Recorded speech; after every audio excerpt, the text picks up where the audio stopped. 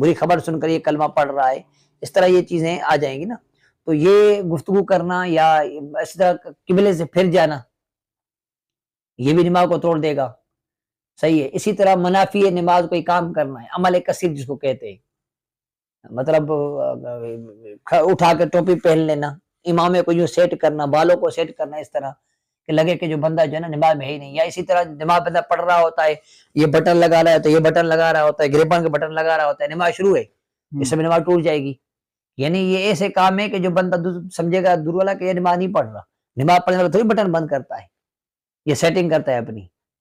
اچھا، تو یہ ایسی چیزیں ہیں جس سے نماز ٹوٹ جاتی ہے، نماز توڑ دیتی ہے یہ چیزیں. اسی طرح اگر وضو ٹوٹ جائے گا تو اس سے بھی نماز ٹوٹ جائے گی. لیکن وضو ٹوٹنے میں جو ہے نا وہ بنا کا مسئلہ ہوتا ہے کہ بندہ ایک وضو ٹوٹ گیا ہے تو فوراً اگر وضو کر کے واپس آتا ہے تو جہاں سے